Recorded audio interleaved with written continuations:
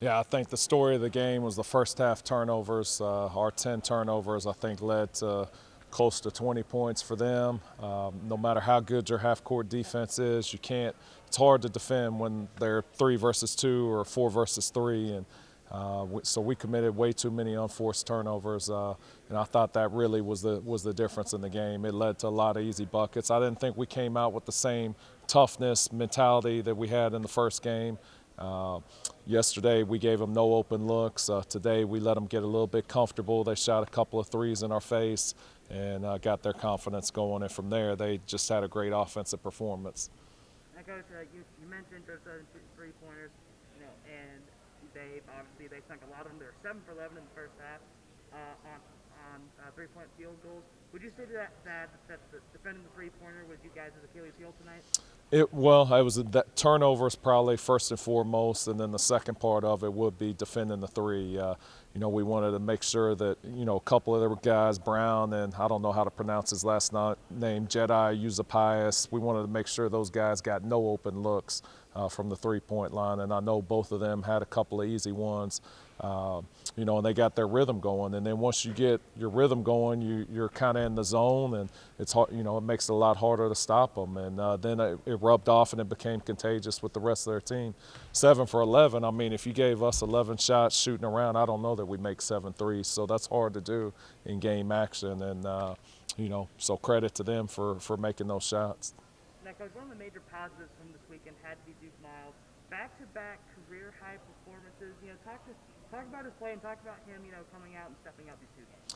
Yeah, he was phenomenal yesterday. One of the best single game performances I've ever coached from a freshman. Today he wasn't quite. He didn't run the team quite as efficiently in the first half. Had a couple of turnovers, but he still was our one guy who was able to make things happen. Offensively, none of our other guys could get in a rhythm. But I mean, he's so solid. He does so many things well. He's a good defender. He knows how to read the pick and roll. He knows how to run the offense. But again, we were a little bit shorthanded, and I'm sure he got worn down throughout the course of the game. But he had a great weekend. Now, Zay Williams has passed 500 points today. This is a guy that you've coached for a couple of years. How major of a milestone is that? Well, that's big. I mean, he's on pace to, surpass 1,000 points for his career, and so, that's a feather in his cap. I mean, he's a great player. He can do a little bit of everything. He can post up. He can shoot it. He's a great rebounder. He blocks shots. He's a good defender. We're very, very thankful and blessed that we have him on our team.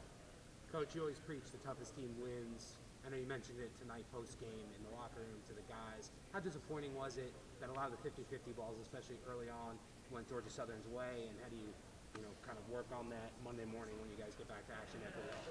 Yeah, my message to the guys before the game was you're only as tough as today, and today we weren't very tough. Yesterday we were by far the toughest team, but I got to give it to them. I thought Weatherford off the bench for them was the toughest guy on the floor, and I think he really changed the game.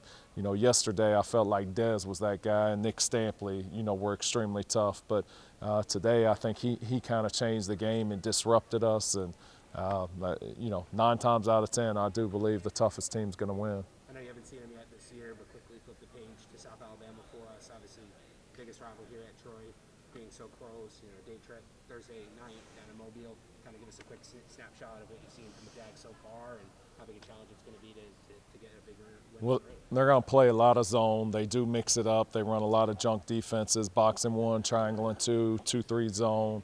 Our guys are going to we're going to have to be into it and in tune. They have probably the best scorer in the Sun Belt, and Michael Flowers. I think he's leading the league in scoring right now. He can score from all 3 levels. Duke and Dez, they're going to have a tough matchup with him, but I do believe those guys are capable of making it difficult, and that's what we have to do on him. Coach, thank you very much for your time. Thank you. Thanks, Coach. Yeah.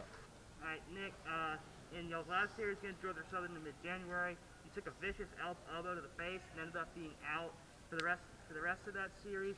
Coming into this series yesterday and today, did you come in with kind of a chip on your shoulder? Yeah, I did because I felt like that if I would have been out there when we played them in January, I felt like that we would have evened the score or possibly even sweetened them. So coming into this whole series, I really had a chip on my shoulder about my tooth, you know.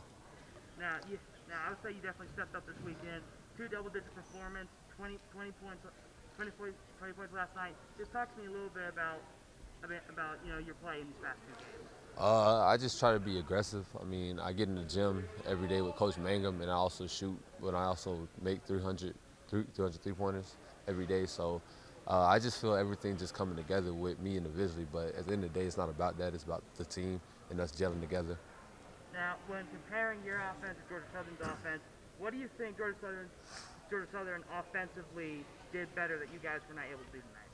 Um, I would say that they had hit more threes, and we weren't really like pressing the ball on defense.